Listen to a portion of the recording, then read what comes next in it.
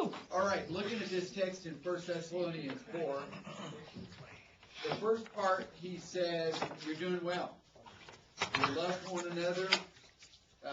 Nobody needs to say anything. I don't need to write anything about that. Good job. Keep doing what you're doing.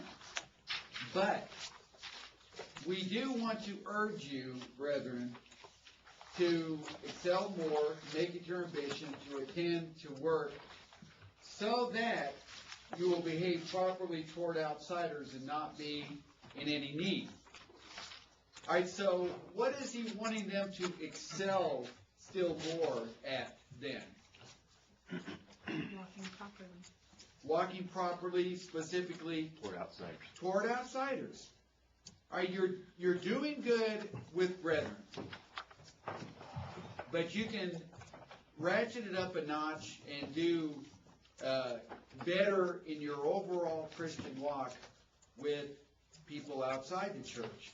Think about your example and excel in your Christianity to a bigger audience for those outside the church. Now, that being said, make it your ambition to lead a quiet life. This is an area in which you could bring a negative impression on Christianity where you're just kind of a loudmouth, just maybe a little bit on the obnoxious side, to attend to your own business. Nobody likes somebody that is a busybody, that has their nose in other people's affairs, and that's going to bring a negative impression upon Christianity. So don't be involved in yourself and other people's affairs. Mind your own business. And then work with your hands. There has never been a time in any culture where people haven't admired hard workers. And a lot of times when an accolade is being thrown towards somebody, you'll say, hardest working man we've ever known. Mm-hmm. Or a real hard-working woman. Well, those are real compliments. So you want to make an impression to people outside, then laziness isn't going to cut it. But being somebody that works, that's going to make an impression. Okay, so you could preach this text, and if you're going to do it exegetically, then you've got 4 points that are specifically about the Christian's influence for the world. With the 4 infinitives, I'm confused about the first one because the 3 others have something specific. So you ask yourself, okay, well, how do I excel still more? That he doesn't tell us how to do that. Is that like an umbrella term? But at the same time, that doesn't really fit because it's supposed to be part of the list. What is the operative word in verses 9 and 10? Love. Love. So I think that's probably it. Excel still more in love towards outsiders. Right. Mm-hmm. I have a question. Yes. Okay, so like this whole infinitive, participle thing, whatever. Like I don't know all that stuff. But okay, when I was looking at this example, I looked at it just like the one before that. And so immediately I could see the command to walk properly before outsiders. And I turned those words into participles by adding ing. Was I not supposed to do that? No. Okay. Why not? If you come away with a list of 4 points, it's going to kind of all come out in the wash. But this is just the 4 points that he's given us with infinitives. That was just his method of communicating those 4 points. Okay. So you really don't need to turn it into participles, but as long as you're still coming away with 4 points, then you're getting the overall gist of what he's talking about. I missed the excelling, or if I turned it into a participle, but I missed that one, but I got the others. Okay.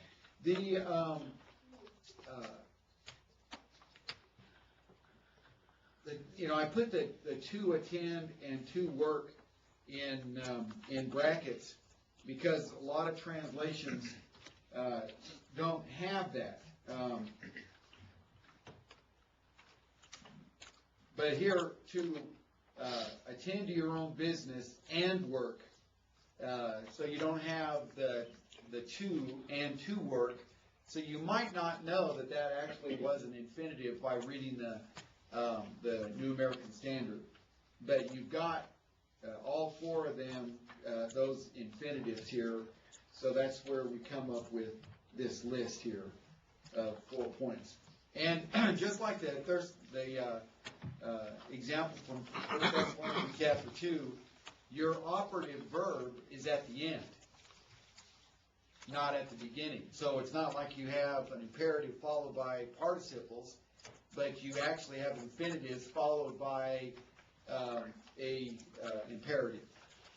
So when I'm showing you different examples on how lists are formed within the Greek New Testament, and it could be participles, it could be infinitives, it could be like the prepositions, like we have in Ephesians chapter 4. You just got to be aware that lists are formed in different ways, but there are still lists out there. And as we're talking about training ourselves to do exegetical work, we're training ourselves to look for these things. Sometimes you'll have a participle followed by two imperatives.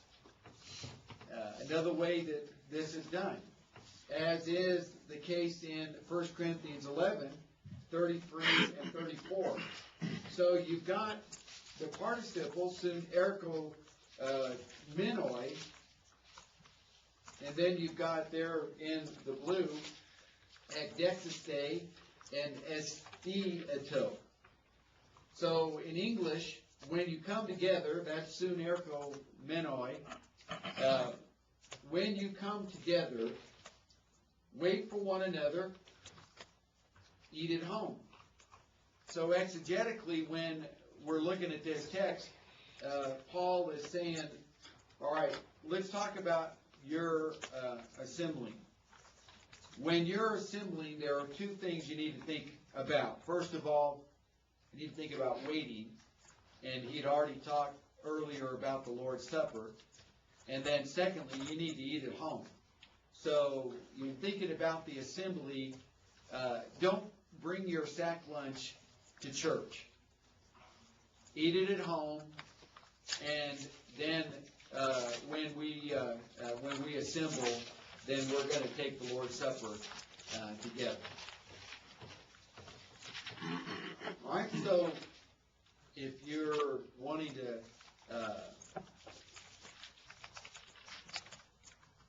kind of do an exegetical breakdown of these two verses, this is what you're going to come up with. So even though it's a mini list, it's still a list, and you're seeing the list on the basis of the two imperatives.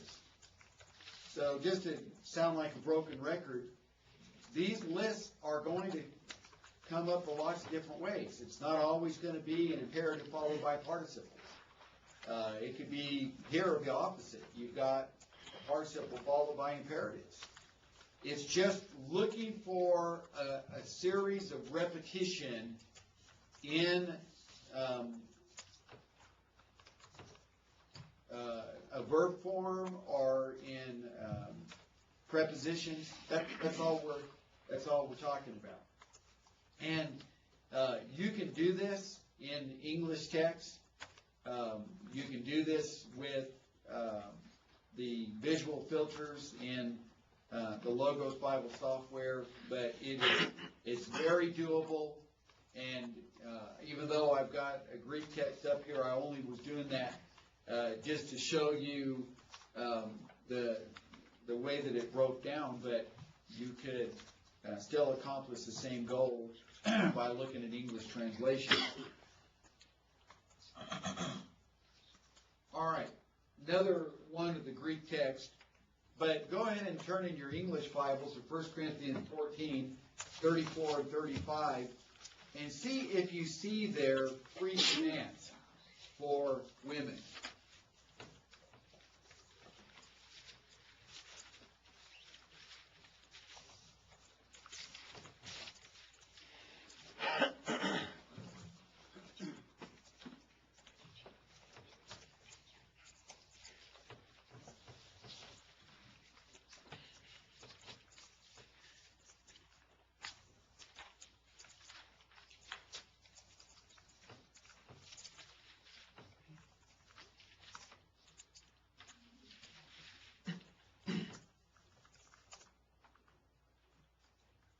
You said look for 3?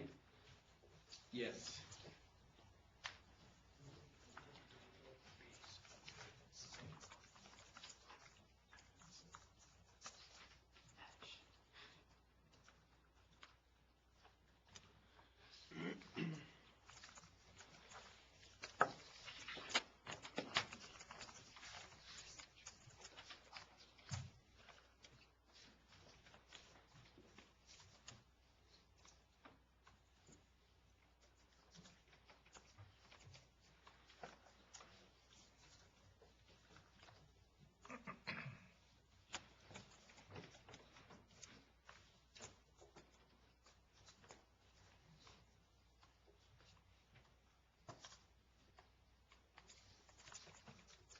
Wayne, what do you see?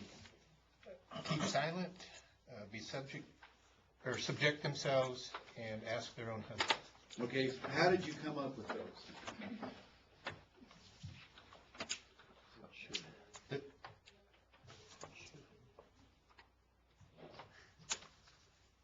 Those are, I don't know, they're commands. Keep silent. Okay. Maybe I don't understand your question.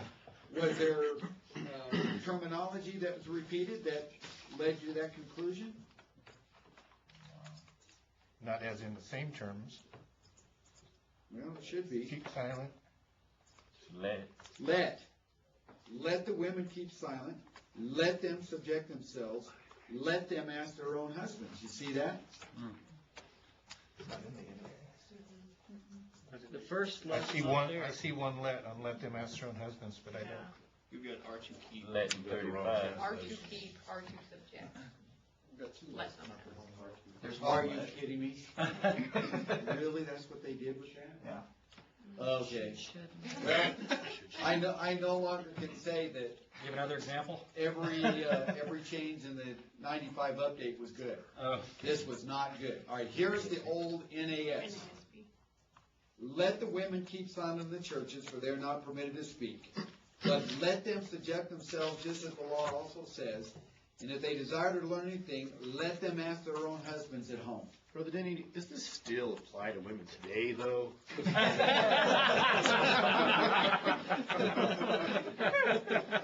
Sure, text me. Don't be giving him a fist bump like that. You should be slapping him. That'll come later. That will come from his wife. Yeah, that'll come later. All the men around me have bumped my fist, Brother Denny. What's that? All the men have bumped my fist that are around me. they're all. Your wife will slap your face when you get home. They're not in trouble either. Okay, when you look at, and those of you that haven't had Greek yet, just notice how the ending of these words are the same. The osan is keep silent, and then you've got the next one, hupotasis dosan, you got the osan ending, and then the ask husbands there in verse 35 is the third one. So in regard to the women in the church, Paul has 3 commands that he's given those women. And so if you're going to teach this exegetically, this is what you would do. You would say, all right, the women in the church, Paul, the inspired apostle, has 3 commands for all you ladies. First, keep silent. And then you've got some sub-information. He says, ugar epi trepatai, you're not permitted for them, lalain, to speak. All right, so keep silent. Why? Because it is not permitted for women to speak in church. Now, the word laleo, is a word that means to address the assembly in 1 Corinthians 14. To address the assembly. How do we know that? Because he talked about, you got tongue speakers without an interpreter, they're not to speak. You got a man that receives a prophecy while another is prophesying, that first guy needs to be quiet. He's not to speak. And now women are not to speak. So the argument that many, unfortunately, say, oh, I guess women can't sing then, can they? Well, the ridiculousness and the foolishness of that argument is that they have no idea of context. He's talking about addressing the assembly. Of course women can sing.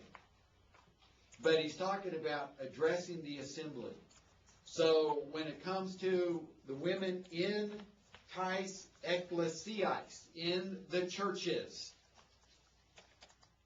don't address the assembly. It's not permitted for them to speak. Second, to subject themselves just as the law says.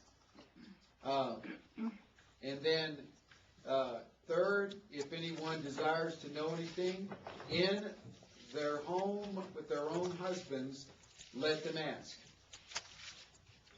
4, it is shameful for a woman to speak in church.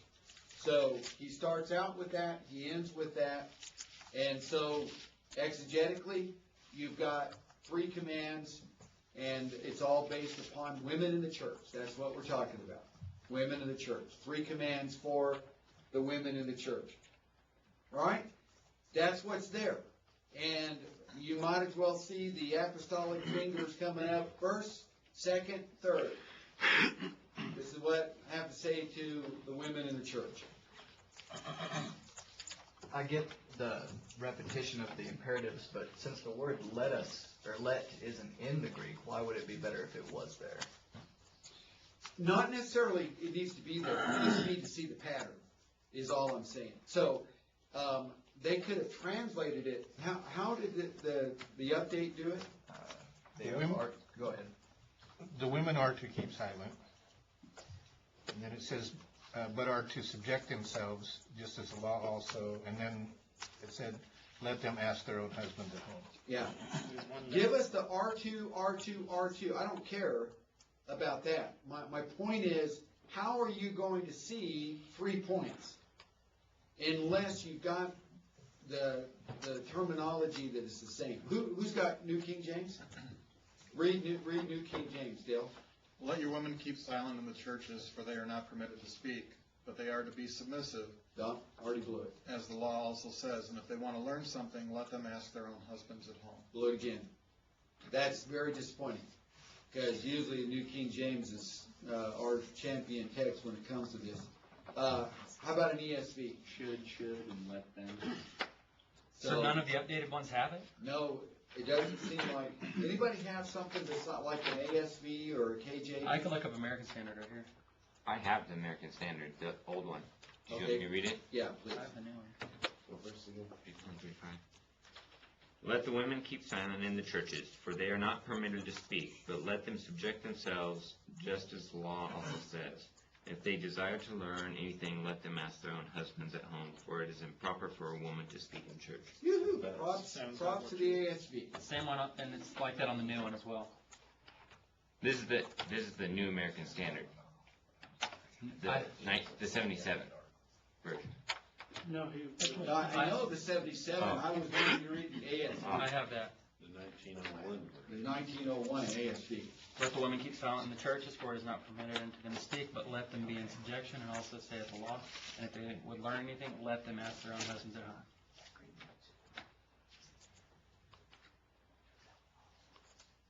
How about KJV? Anybody?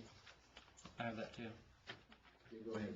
Let your women keep silent in the churches, for it is not permitted unto them to speak, but they are commanded to be under obedience, as also saith the law, and they will learn anything. So, no. Yeah.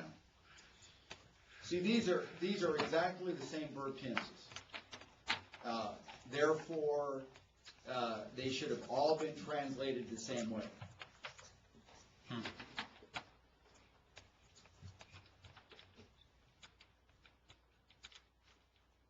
So these new versions that have changed it, were these committee translations? What's that? Were these committee translations, these new ones? The New Living Translation gets it right. The NLT, haven't. You have home? Yeah, I was just,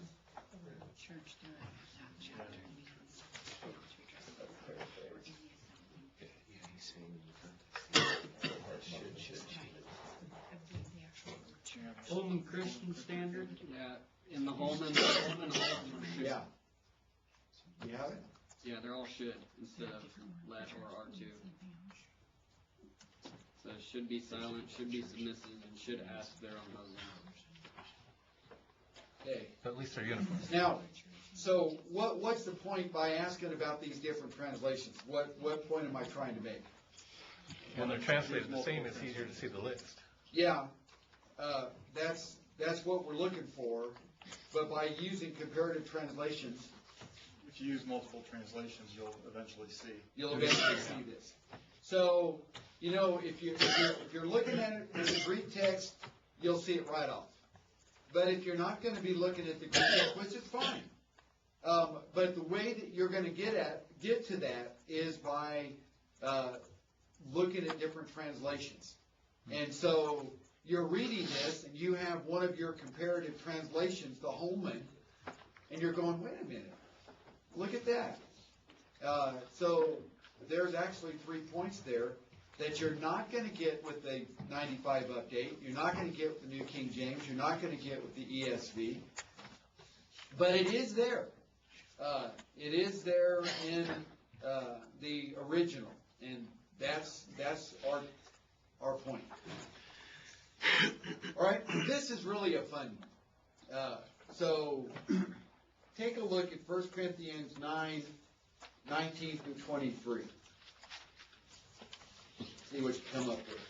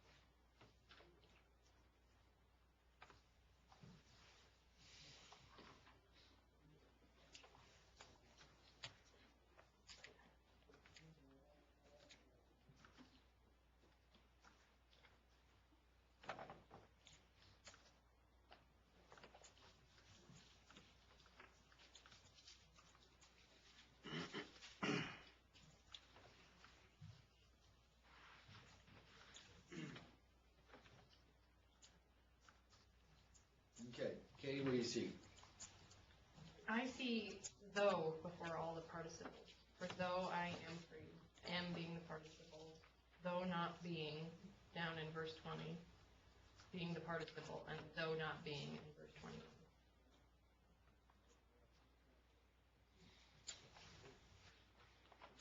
So you've got, For though I am is the participle, for though I'm free.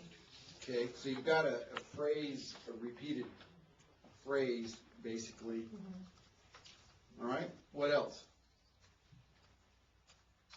Jess, what did you come up with? Well, I came up with something different, but I also have a question. The word Hina is repeated 6 times, so that. But my question is, is there maybe a couple of verses that we need to go more, because Hina is repeated in verse 27 as well, and we have 2 indicatives. We have an indicative in verse 19, I've made myself a slave to all, and then we have an indicative in verse 23, I do all things for the sake of the gospel, and we have the so that's under each one of those. We have a so that in verse 27, which I was wondering might be supporting the main point number 2 in verse 23. Yeah. The question is, does he break the pattern in verse 24 and then kind of come back around to an overall conclusion later on?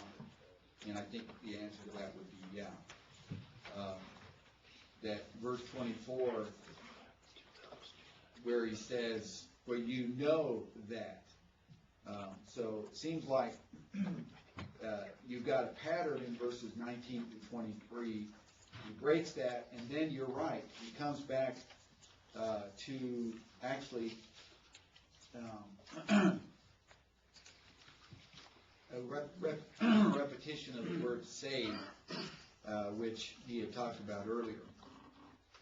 All right, the first thing that he said was in the Greek you've got Hina, which is translated that or in order that. So, Dale, what were you going to say? I came up with something different. Okay, what did you come up with?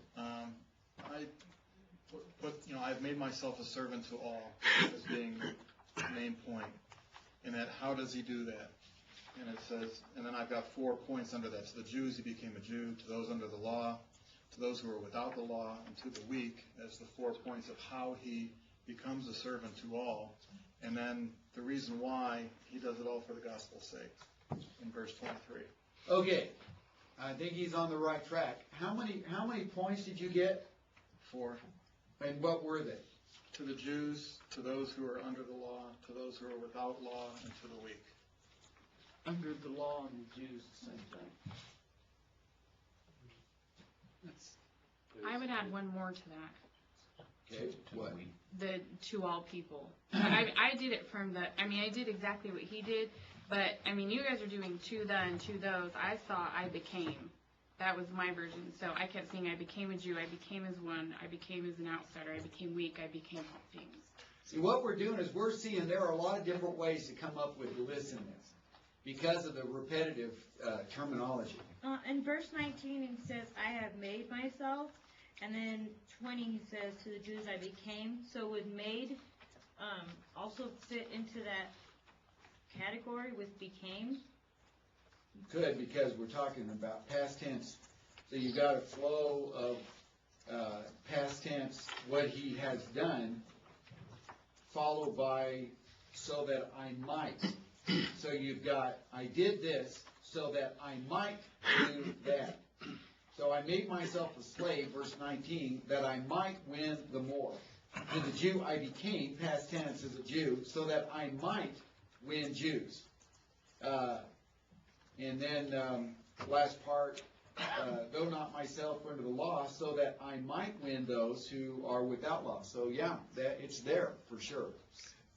I used I may and I might interchangeably, so I have I may win more, I may win Jews, I may win those, I might win those, I might win the weak, I might by all means win some, or save some, and I may become a fellow partaker. Yeah. See, we're getting to the same place, but we're all coming in a different way because this is such an unbelievably awesome text in identifying the principal point that Paul's making. Now, let's zero in, though, on the infinitives. To the Jews, to those who are under the law, to those who are without law, to the weak, to all men. Now, Dale said, or somebody said, that to the Jews and to those under the law are the same. But is that right? Now, logic would say, yeah, but exegetically, this is saying, it's not the same. So let me ask you a question. If you're talking about those under the law and they're not Jews, who might that be? Is there even such a group? Who's that? Gentiles. And they're called God-fearers. Yowza! Is that cool or what? So we're not talking about Jews, but we're talking about people under the law. So to those who are Jews, I'm going to be like the Jews. To those who are God-fearers, they're not Christians, are they? No. They haven't obeyed the gospel of Christ. Now, let me also say this, though. There is no definite article in the Greek. So he's saying to those who are under law. Any kind of law. So that would include God-fearers, but it would also include Gentiles that are serving some sort of law system themselves. Anybody that's under any kind of a law system at all, whether they're subjecting themselves to the law of Moses or something else. Who are the weak in this passage? Anybody want to take a stab at that? Christians. But he needs to win them. Fallen away Christian? Yeah. And that would make sense. Their Christianity is floundering. So you've got 5 groups that are all based upon his primary point, verse 19, for though I am free from all men, I have made myself a slave to all. Well, who's the all you're talking about, Paul? Jews? Those under law? Those not under law? To the weak? To everybody. I'm not tunnel visioned in trying to bring the gospel to a particular demographic. I want to save all. That's what I'm trying to do. So now when we look at the breakdown here, we're seeing, and some it can be analyzed like this. To the Jew I became a Jew so that I might win Jews. And then so that I might win those under law. So that I might win those who are without law.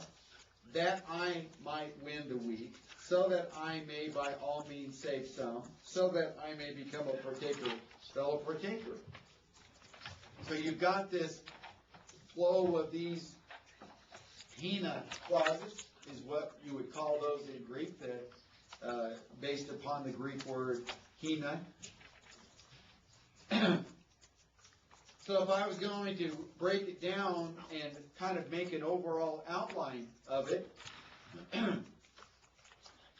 verse 19 is our operative verse. For though I am free from all men, I've made myself a slave to all, so that I may win more. So who are the all men? The Jews, those under the law, those without law, to the weak, and to all men. And notice that each time you've got a that I may or that I might clause. So you've got this group, my goal, that I might win them. Next group, my goal, that I might win them. Next group, that I might win them. He's covering all his bases with his conclusion, I do all things for the sake of the gospel, so that I may become a fellow partaker of it. What does he mean by that? what is his that I might clause is referring to earlier? He's doing what he's doing that he might what? Might save others. So what do you think he means when he says, so that I may be a fellow partaker? Save himself. Save himself.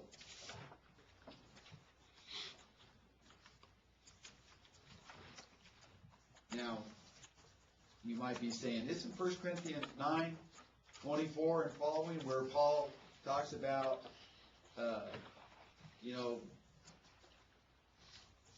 I'm preaching the gospel, but I myself might become disqualified? Yeah. So you can see where he's going with that next section in verses 24 through 27, because you got to run this race to win. And I don't want to become disqualified after having spent so much time trying to save others, and I myself end up being lost. I don't want that to be the end result of this. So I'm all about souls, including my own. So that kind of brings us back to Jess's point about what are we going to do at 24 through 27. Now we kind of see how it fits with his, I'm doing all things for the sake of the gospel, and I want to be a partaker of it too. Now, exegetically, this is a really good text to analyze, because there's so many repetitive phrases that we can find here. And there's just a lot you can do with it. But when you break it down and you see the 5 different groups, you see something that is frequently missed. Because it's easy to do what, we were saying, well, to the Jews and those who are under the law, that's talking about the same group. But when you have it broken down, he's separating that group from the Jews. Now you ask the question, well, who might that be? So you see things exegetically when you do this that otherwise you might not see. Just like with that 1 Thessalonians passage that we just got done looking at, most of the commentaries will say that those 4 points, to excel still more, to lead quiet lives, to work with your own hands, all apply to, just continuing being a good Christian and so on, and not seeing how that's a specific 4-point admonition regarding to your conduct for the world. But that's where the exegetical process has helped us. Just like you probably would have got, as do most people, a majority of these points. But there would have been some that until you break it down like this, you're not really seeing all that's really there. Questions, comments on this one?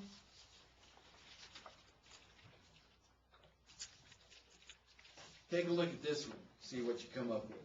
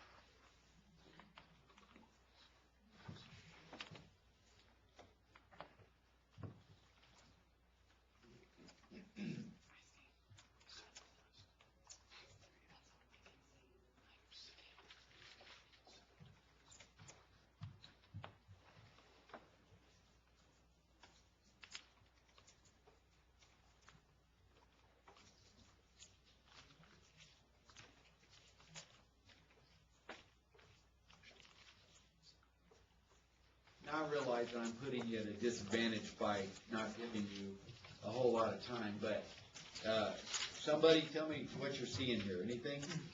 Series of lists. I noticed that Yeah? a main theme is he's charging them to do something. He's telling them to do something. And then he tells them to preach the word, be ready in season and out of season, reprove, rebuke, and exhort. And then down in verse 5 it says, be sober in all things. Okay. So what kind of a structure, were you able to come up with, or did I give you enough time to do that? I wasn't quite there yet. All right? That's what you get. There are two charges. Charge 1 in verse 1, charge 2 in verse 5. We see the I charge you, but you. And then it gives the specific list of what he's charging them in both of those. And then in verse 3 and 4 we see this is why I'm charging you. Verse 6 through 8, this is why I'm charging you. And he gives himself as an example for the second charge. Okay. Rob, what did you say? I just asked him if he hadn't identified the chiasm in there. Are you seeing a chiasm? No. I do. Yeah. Who does? I thought I might have, but I didn't want to say All right. What do you see? Let's work on. Well, I wasn't completely finished with it, but I would have started with, he says, some depart from the faith, and then under that would be because they devoted themselves to the teaching of demons. And then I was in the process of working out the middle, but the contrasting one to the devoting themselves to the teachings of the demons was training themselves for godliness by the words of faith or whatever. And then below that, the ending would be the promise of eternal life. But I don't know what's in the middle, so. But it's there. All right, with the chiasm, the first clue on whether it is or isn't a chiasm is going to be what? Bookends. Bookends. Do we have bookends here? In verse 1, do you see anything repeated in verse 8? Judging, or Appearing. being the judge. Judge. All right. And then, so we would say, all right, let's start moving ourselves in. Do you see any parallels between verse 2, preach the word, be ready in season and out of season, reprove, rebuke, exhort with great patience and instruction, in verse 7, or maybe verse 6 and 7, I fought the good fight, I finished the course, I kept the faith? Well, how about looking at it this way? Verse 1, we're talking about judge, his appearing in his kingdom. Verse 8, we're talking about judge and his appearing. Verse 7, preach the word, be ready in season and out of season, reprove, rebuke, exhort. Yeah, you got to share that. She found a chiasm in the wrong chapter. I'm in. I know, and she's in 1 Timothy. And I thought, well, that's still good though. It works. So if we, you got 1 and 8, 2 and 7, 3 and 4. Notice how verse 2, you need to work hard. Verse 7, I worked hard. Verse 3 and 4, some will not be willing to sacrifice. Their season is now. Paul said, I sacrificed, my season is over. So verses 3 and 4 line up with verse 6. And with a chiasm, the middle fold is the key. But you. But you. You need to be sober in all things, endure hardship, and so on. So it does seem like this may very well be a chiasm. And it's pretty cool as well, if we back up, that in verse 2, you've got 5 imperatives.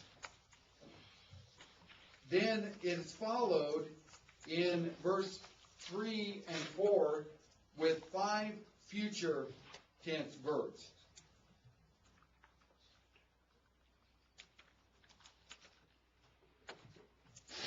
which is then followed in verse 5 with 4 more imperatives. Now, I don't know why it wasn't 5, but so it goes 5, 5, 4, and so even within the verses themselves, you're seeing a flow, some structure here. But it does seem to me that we're looking at a chiasm. And if it is, in fact, it is a chiasm, it helps you see the contrast, like what really is his point in verse 2? Preach the word, be instant in season and out of season. That's what I did. I worked hard. I'm one that fought the good fight, finished the course, kept the faith. And in fact, that's what he's trying to get Timothy to do in verse 2. And then there's that contrast between what these apostates are doing versus the sacrifice that Paul himself had. And it all comes down to the purpose of the admonition, and that's, Timothy, well, how about you now? We've seen what I've done. We've seen what others have done. So now how about you? What is going to be your story?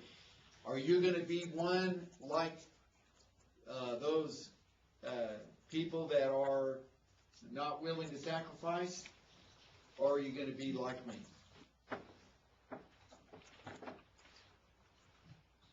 Seem a little forced? I don't know. But something to look at. So he's saying, this is what I did. I'm looking forward. This is what I'm going to get. Timothy, if you do this too, like what I did, you will get to, like he said, but also to all who have loved his appearing. You'll get the crown of righteousness you lay up for yourself. Yeah, exactly. So the decision is yours now as to writing the end of your story. All right. There are so many more of these that we can look at, and I every single one of them is cool to me. I think they're really fun, but we must press on. I didn't get the chiasm in this. Still not clear. What really, I think, tips it is the idea of judge and appearing that you started with and ended with. And then the fact that he's talking about the season right there in the middle, that those line themselves up. And so we're just kind of working from there into the idea of the chiasm. All right, step number 7. Determine the main point from your text.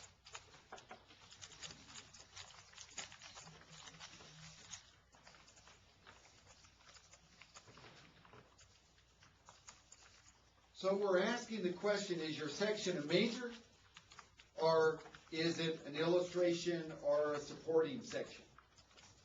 What is this that I'm looking at? If I'm going to do a text, 1 Peter 2, 1 through 10.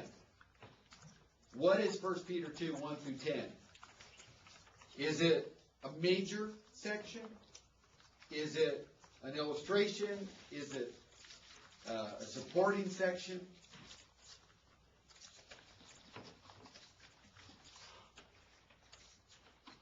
Does it have subpoints? Just like the work of faith, labor of love, those are subpoints. That section in Hebrews chapter 10, 23 through 25. You've got the extension of the verses provided subpoint material.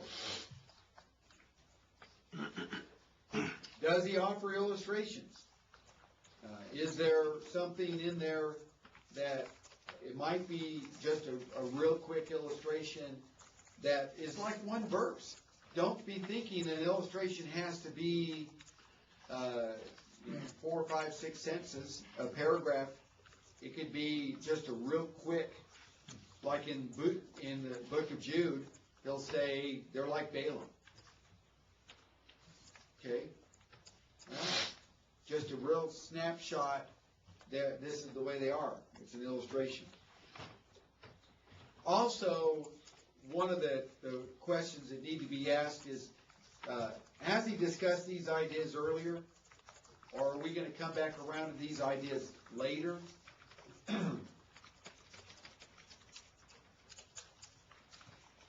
There's actually a technical term for this that you will see in some of the more advanced discussions of the New Testament writings, and it's called an announcement.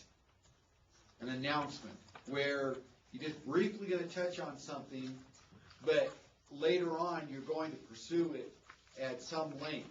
The book of Hebrews is a classic example of having lots of announcements. He kind of whets our appetite about something here, but then he's really going to dive into that idea more later.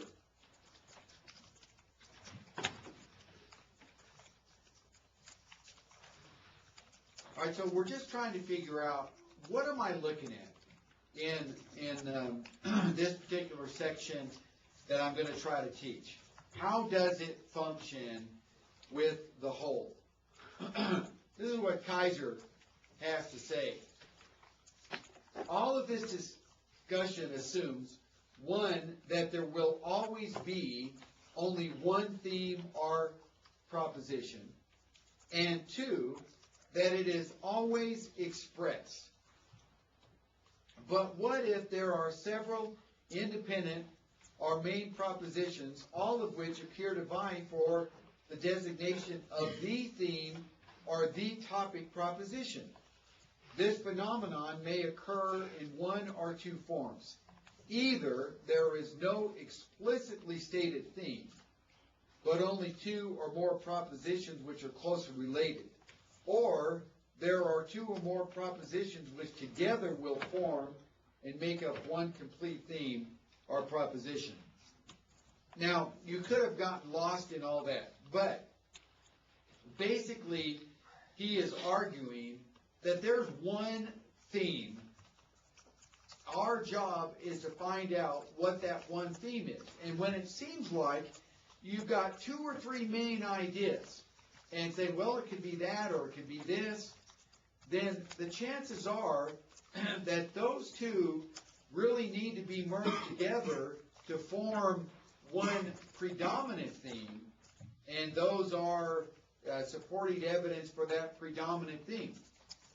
Case in point, when we were talking about 1 Peter chapter 1, and we talked about the word holiness, and we talked about the word behavior, both of those were actually under an umbrella idea that is predominant in 1 Peter, and that was what? What is the main idea of 1 Peter? Suffering.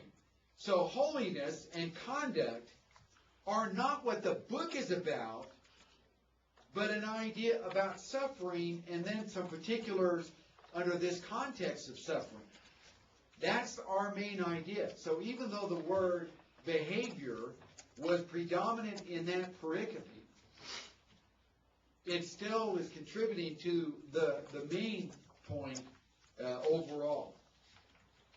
We need to look at the Bible sometimes like this. I'm starting out with a particular text and say 1 Peter 2, 1 through 10 is going to be my text. Well, I need to back up, though, and consider that text in the overall context of 1 Peter. But then I would back up from there and consider that context in light of all of the Petrine epistles. And if there's something, for example, in 2 Peter that is going to contribute to my pericope in 1 Peter. You know, the question was asked, if you're studying an idea of the Gospel of John, are you kind of out of your exegetical element to jump to 1 John. No, you're staying within the framework of a particular writer, and that's okay. Well, we might need to go from there in considering the overall context of the general epistles. They're all written basically to the same kind of people that are in the same situation. And then the overall theme of the New Testament, and then the overall theme of the whole Bible. So when we think about a major point, there has to be kind of this eventually backing up until we're seeing the entire forest. We started out, we're looking at one tree. I'm studying one tree. 1 Peter 2, 1 through 10. And then I'm backing up and I'm seeing more and I'm seeing more. And now I'm seeing how this fits in the overall context of the Bible. Okay, this is where we'll pick up then when we have class next week. This reminds me of the word study, page 147 in the textbook. Remember the diagram? You start from the word, Yeah. and then you branch out.